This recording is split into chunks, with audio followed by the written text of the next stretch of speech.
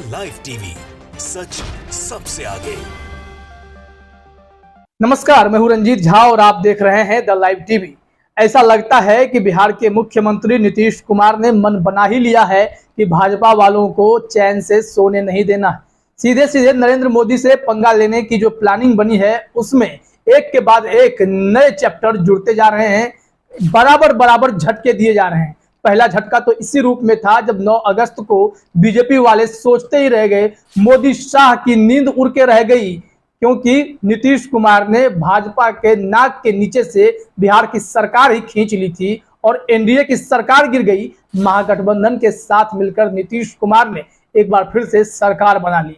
इसके बाद लोग इंतजार कर रहे थे कि अगला मूव नीतीश कुमार का क्या होगा। वो लगातार अपडेट दे रहे हैं कि वो विपक्ष को एकजुट करेंगे, 24 में पीएम के फेस हो सकते हैं, गुजरात में चुनाव प्रचार करने जा सकते हैं। लेकिन उससे भी बड़ी खबर एक और आई है जो भाजपा वालों को होश लेने नहीं दे रही है। नींद तो पहले से उड़ी हुई थी, सो तो पा नहीं रहे थे। बौखलाई हुई भाजपा को करंट लगाने के लिए नीतीश कुमार ने एक और बड़ी तैयारी की है। वह तैयारी यह है कि एनडीए से जुड़े 3 सांसद महागठबंधन का साथ देने जा रहे हैं। यह खबर आई है बिहार के एक रीजनल चैनल के हवाले से। आप स्क्रीन पर देख सकते हैं न्यूज फॉर नेशन का एक स्क्रीनशॉट, जिसमें हेडलाइन है कि बड़ी खबर, बिहार में एनडीए को फिर से बड़ा झटका देने की तैयारी, 3 सांसद महागठबंधन के पाले में जाने की कर ली है तैयारी। यह बड़ी खबर है और उसमें स्क्रीनशॉट भी लगा हुआ है कि एनडीए को फिर लगेगा बड़ा झटका। मतलब नरेंद्र मोदी सोच रहे होंगे कि अब आगे नीतीश कुमार को कैसे डैमेज करें, या अमित शाह सोच रहे होंगे कि नीतीश कुमार को कैसे कंट्रोल में लाया जाए। लेकिन नीतीश कुमार हैं कि कहां मानने वाले, वह तो भाजपा को ही झटका देने में लगे हुए हैं। बैक टू बैक ऐसे झटके दे रहे हैं जिससे बीजेपी हिली हुई है। अब यह खबर तो और चैन से रहने नहीं देगी भाजपाइयों को। इस खबर में बता दिया गया है कि पूरा मामला क्या है, कौन से वो 3 सांसद हैं जो एनडीए का साथ छोड़ने जा रहे हैं और आगे की प्लानिंग क्या है। इसके पीछे पूरी जो हिस्ट्री है वो नीतीश कुमार से ही जुड़ी हुई है। जदयू के साथ जो हुआ था 2020 के बिहार विधानसभा चुनाव में, उसके पीछे जो मॉडल काम कर रहा था, पूरे सूत्र जो है वहीं से जुड़ते हैं। वो हम आगे एक्सप्लेन करते हैं आपको। पहले ये खबर जान लीजिए कि इसमें से जो 3 सांसद हैं जो महागठबंधन का साथ देंगे वो कौन कौन से हैं। इसमें लिखा गया है कि यहाँ जिन 3 सांसदों के महागठबंधन में जाने की चर्चा है वह तीनों भाजपा से जुड़े तो नहीं है, बल्कि तीनों सांसद पशुपति पारस की लोजपा से हैं। पशुपति पारस के पास 5 सांसद हैं। बिहार में सत्ता परिवर्तन के बाद पशुपति पारस ने ऐलान किया था कि वह नरेंद्र मोदी के साथ हैं, यानी एनडीए के साथ हैं, यानी मोदी के साथ हैं। और फिर मोदी के साथ छोड़ने वाले इन्हीं के पार्टी के सांसद अब आगे आने लगे हैं। लेकिन अब उनके 5 सांसदों में से 3 सांसद पारस के लोजपा का दामन छोड़ सकते हैं। इन 3 सांसदों में खगड़िया के सांसद महबूब अली कैसर, वैशाली के सांसद वीणा देवी और नवादा सांसद चंदन सिंह शामिल हैं। बताया जा रहा है कि इन 3 सांसदों में महबूब अली कैसर राजद के साथ और वीणा देवी चंदन सिंह जदयू के साथ जा सकते हैं।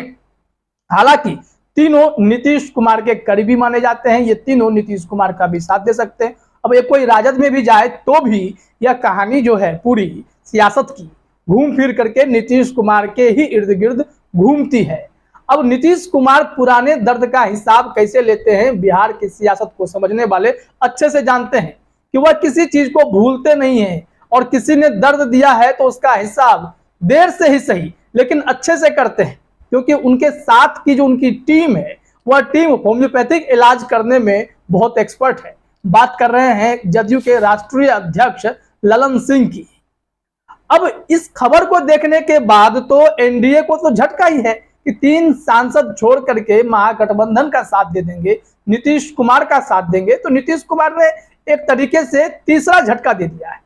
एक जो झटका आप देख रहे थे कि सरकार वहां पर गिराने की, भाजपाइयों के मंत्रियों को बर्खास्त कर देने की, तेजस्वी यादव के साथ सरकार बना लेने की, फिर खबर आई कांग्रेस के साथ चुनाव प्रचार करने की बात गुजरात में।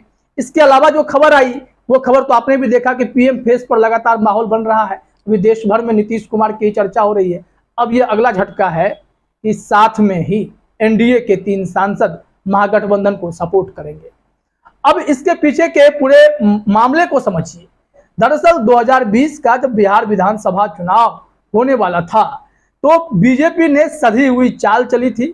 नीतीश कुमार और जदयू को कमजोर करने के लिए चिराग मॉडल का इस्तेमाल किया। उस वक्त वो लोजपा एकजुट थी। लोजपा के आप जानते हैं कि 6 सांसद थे टोटल और एक राज्यसभा में खुद रामविलास पासवान हुआ करते थे जिनका निधन हो गया।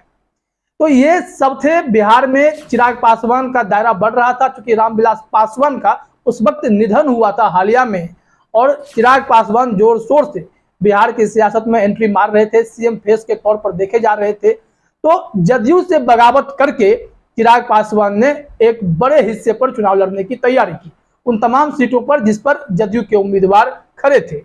बाद में पता चलता है कि जो उम्मीदवार उतारे गए उसमें भाजपा के ही कई ऐसे नेता थे जो लोजपा के टिकट पर चुनाव लड़ने के लिए उतर गए।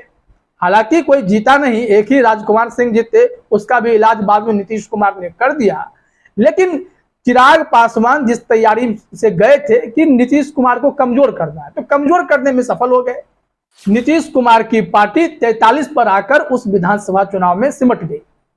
अब इसका दर्द हुआ। नीतीश कुमार ने कहा हम कमजोर तो हुए और बाद में भी उन्होंने स्वीकारा है कि हाँ हम कमजोर तो हुए। तो फिर ललन सिंह, संजय सिंह और महेश्वर हजारी जो जदयू के बड़े नेता हैं, नीतीश कुमार के करीबी हैं, ये तमाम लोग एक साथ मिले, प्लानिंग हुई और इसके जरिए लोजपा में सेंध लगाने की कोशिश हुई। सबसे पहला सेंध तो इस तरीके से लगा कि बेगूसराय के मटिहानी के राजकुमार सिंह जो इकलौते लोजपा से बिहार में विधानसभा चुनाव जीते थे, उन्होंने अपना पाला बदल लिया, वो नीतीश कुमार के साथ चले गए। इसके बाद क्या हुआ कि जो सांसद लोग थे उन्हें भी तोड़ने की कोशिश हुई। 6 सांसद में से 5 सांसदों का एक गुट बना और चिराग पासवान के चाचा पशुपति पारस जो भी केंद्रीय मंत्री बन गए हैं, उनके साथ 5 सांसद नीतीश कुमार के साथ चले गए। मिले नहीं, नई लोजपा खड़ी हो गई। और इसमें चिराग पासवान उस वक्त तक खुद को प्रधानमंत्री मोदी का हनुमान कह रहे थे। बाद में खूब कोशिश की, उन्होंने याद दिलाया कि कैसे बीजेपी के कहने पर उन लोगों ने नीतीश कुमार को डैमेज करने की पूरी साजिश रची और फिर नीतीश कुमार डैमेज हो गए। अभी इस बीच में जब नीतीश कुमार रिवेंज कर रहे थे, ललन सिंह पूरी प्लानिंग के साथ लोजपा को तोड़ रहे थे, तो ऐसी उम्मीद जताई जा रही थी कि चिराग पासवान का साथ भाजपा देगी। लेकिन भाजपा अपने मोहरे का साथ कहां देती है। चिराग मॉडल का इस्तेमाल हो गया, उन्हें फेंक दिया गया। इसके बाद आप देखे होंगे कि जो ताजा मामला हुआ कि आरसीपी सिंह कारण बन गए कि जदयू को तोड़ने में उनकी भूमिका है और जदयू में रहकर यानी घर का भेदी लंका डाहे वाली जो स्थिति होती है, विभीषण वाली स्थिति में थे, वो रोल निभा रहे थे। तो इस पर अब देखिए कि आरसीपी सिंह कहीं के नहीं रहे तो भाजपा इनका भी साथ कहां दे रही है। यानी अपने मोहरे का सिर्फ इस्तेमाल कर उसे फेंक देना ही भाजपा जानती है। तो इस सब का बदला अगर कोई लेता है तो नीतीश कुमार ही लेते हैं। पहले लोजपा के विधायकों को तोड़ दिया, 5 सांसदों को तोड़ दिया। अब ये सांसद क्या किए कि मौका देख करके पशुपति पारस तो केंद्र में मंत्री हैं, तो वो कैसे कहते कि हम नीतीश कुमार के साथ जा रहे हैं, वो तो कह नहीं पाते। और ऐसे में नीतीश कुमार ने एक अलग रास्ता अपनाया कि उनमें से 5 में से कम 3 सांसदों का मूड ही बदल दिया। वो अब महागठबंधन का समर्थन करेंगे। अब लोजपा के पारस की जो है मजबूरी है, वो क्या कर सकते हैं। अगर 3 सांसद निकलेंगे तो इनकी पार्टी ही टूट जाएगी ना, ये तो खत्म हो जाएंगे। तो फिर ऐसे में ये पूरी जो प्लानिंग चल रही है वो कहीं ना कहीं नरेंद्र मोदी को झटका देने की तैयारी है, भाजपाइयों के नींद उड़ाए रखने की तैयारी है। इसी पूरी तैयारी में ये लोग जुटे हुए हैं और नीतीश कुमार ने एक बार फिर से पारस को भी बता दिया है कि आपको हमने इसलिए तोड़ा था क्योंकि यहाँ पर लोजपा वालों ने हमें जो है दिक्कत दी थी, चुनाव में हम लोग परेशान हुए थे, कमजोर हुए थे। फिर तोड़ने के बाद जब आप कहेंगे कि हम प्रधानमंत्री मोदी के साथ खड़े हैं तो आपके सांसद तो हमारे साथ खड़े हैं और फिर इनको इस तरफ कर लिया जाना कहीं ना कहीं नरेंद्र मोदी और भाजपाइयों के लिए किसी बड़े झटके से तो कम बिल्कुल भी नहीं है। फिलहाल इस वीडियो में इतना ही। आप सभी का हमसे जुड़ने के लिए बहुत बहुत धन्यवाद। द लाइव टीवी, सच सबसे आगे।